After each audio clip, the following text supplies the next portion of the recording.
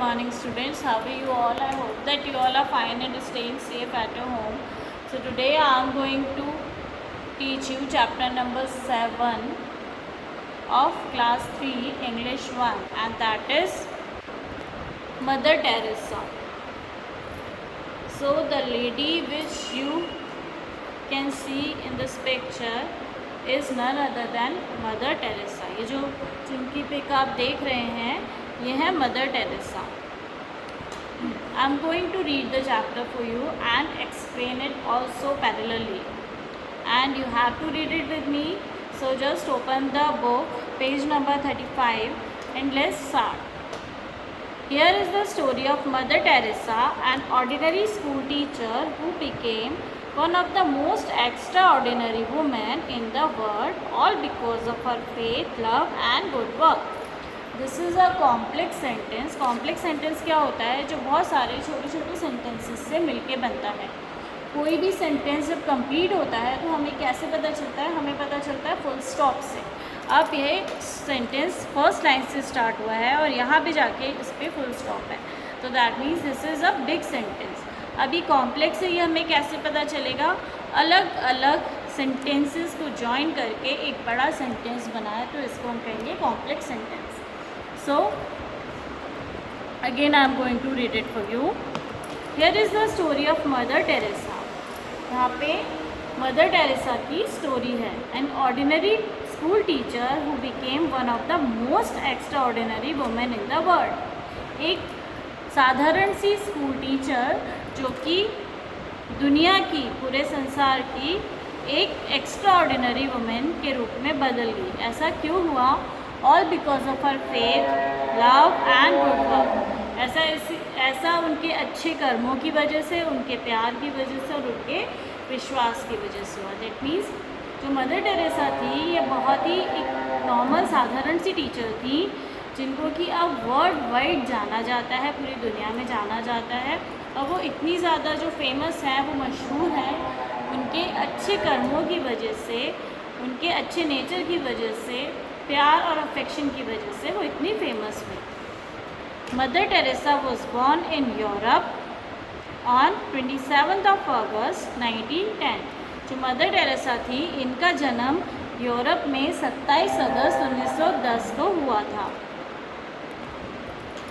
Her original name was Agnes Gonxha बॉयजू.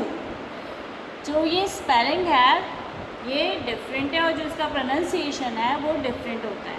इनका जो original नाम था वो था Agnes Gonxha Bojaxhiu, but spelling is AGNES Agnes GONXHABOJAXHIU. बट हम इसको जब बोलेंगे और जब हम पढ़ेंगे तो क्या पढ़ेंगे? Agnes Gonxha Bojaxhiu. She took the name Teresa when she became a nun. अब वो जो है एक नन बन गई और उसके बाद में संत साध्वी बन गई और उन्होंने अपना नाम क्या रखा? Teresa. In 1929 at the age of 18 she sailed to India and for almost 2 decades taught in Kolkata's Loreto convent. 1929 में जब वो मात्र 18 साल की थी तब वो इंडिया आई और उन्होंने लगभग 2 शतकों तक, डिकेड्स का मतलब दशक, तो 2 दशकों तक कोलकाता के लोरेटो कॉन्वेंट में पढ़ाया. Then in 1946 on a train journey to Darjeeling sister Teresa felt God called her to leave the convent and serve the poorest of the poor. और जब 1946 में जब वो एक ट्रेन की जर्नी पे थी, ट्रेन की यात्रा में थी, वो दार्जिलिंग जा रही थी, तब जो सिस्टर टेरेसा है इनको ऐसा महसूस हुआ कि भगवान ने इनको बोला है कि कॉन्वेंट जो है इसको छोड़ के गरीबों की अब मदद करिए. So she started working in the slums of Kolkata. Slums का मतलब होता है झुग्गी झोपड़ियाँ. तो उसके बाद में उन्होंने क्या किया? कोलकाता की जो झुग्गी झोपड़ियाँ थी उसमें काम करना शुरू कर दिया. There she took care of the sick and needy. वहाँ जो स्लम्स होते हैं, झुग्गी झोपड़ियाँ होती हैं, वो बहुत गंदी होती है, वहाँ बहुत गंदगी होती है, कूड़ा होता है, गार्बेज होता है, मेडिकल की भी फैसिलिटीज़ नहीं होती हैं प्रॉपर, और सैनिटाइजेशन की भी फैसिलिटीज़ नहीं होती हैं, तो वहाँ पे जो पुअरेस्ट लोग हैं वो रहते हैं। तो जो मदर टेरेसा है उन्होंने क्या किया, उन्होंने जो कोलकाता के जो स्लम्स थे, झुग्गी झोंपड़ियाँ थी, वहाँ पर उन्होंने जो बीमार और जो ज़रूरतमंद लोग थे उनकी सेवा करना शुरू कर दिया। शी टॉट पुअर चिल्ड्रन, उन्होंने जो गरीब बच्चे उनको पढ़ाया।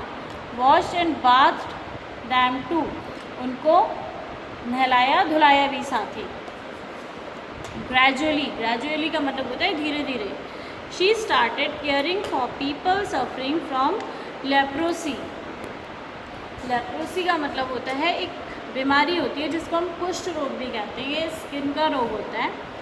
तो उन्होंने क्या किया उसके बाद में, पहले तो उन्होंने जो पुअर चिल्ड्रन है उनको पढ़ाना शुरू कर दिया, साथ ही उनको नहलाती धुलाती भी थी। धीरे धीरे वहाँ पे, क्योंकि वहाँ स्लम्स था, गंदी झुग्गी झोपड़ी थी, गंदी बस्तियाँ थी, तो वहाँ पे बहुत गंदगी रहती थी। तो ऐसी जगह पे कुष्ठ रोगी रहते हैं जिनको स्किन की प्रॉब्लम हो जाती है।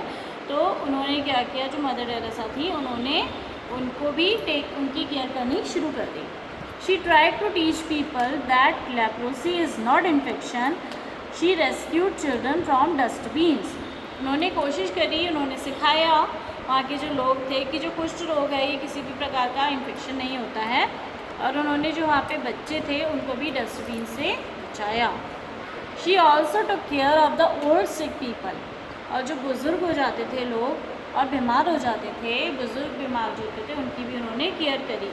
She made old age homes, orphanages and leprosy homes, और उन्होंने क्या किया, जो वृद्ध आश्रम थे वो उन्होंने बनवाए, अनाथालय उन्होंने बनवाए, और कुष्ठ रोगियों के लिए घर उन्होंने बनवाए।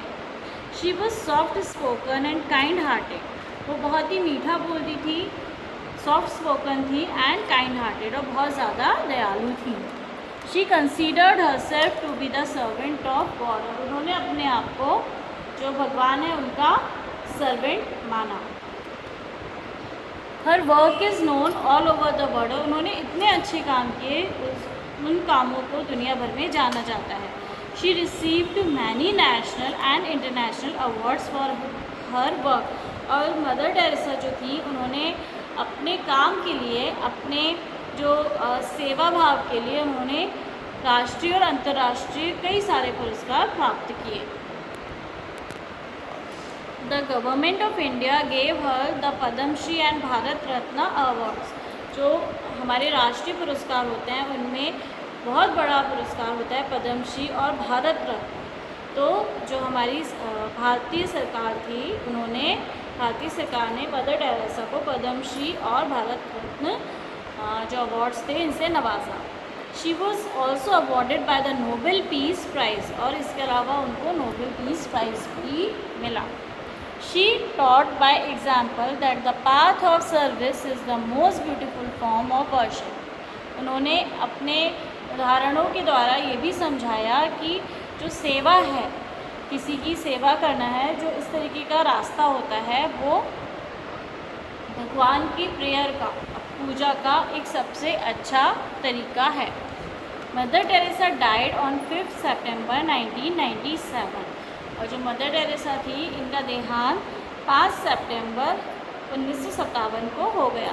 Living a legacy of love and caring, she was given a state funeral with full military honors, और उनको जब उनका देहांत हुआ, जब वो एक्सपायर हुई, तो उनको उनके कामों की वजह से वो बहुत ज़्यादा फेमस हो चुकी थी, जैसा कि मैंने आपको बताया। उनको बहुत सारे अवार्ड्स भी मिले थे, नेशनल और इंटरनेशनल दोनों ही तरीके के। और जब उनका फ्यूनरल हुआ, जब उनका लास्ट, जिसको हम बोलते हैं लास्ट क्रियाक्रम जो हुआ, उनका लास्ट वर्क हुआ, उसमें उनको मिलिट्री ऑनर भी दिया गया। So this is the chapter about a nun, a saint, mother Teresa, जिन्होंने अपनी पूरी ज़िंदगी ज़रूरतमंदों की सेवा के लिए लगा दी। तो इस तरीके से I hope that you all understand the chapter, so read it very carefully and try to pronounce the word properly, learn the name of the like Mother Teresa. I hope that you understand the chapter. Thank you and have a nice day. Bye bye.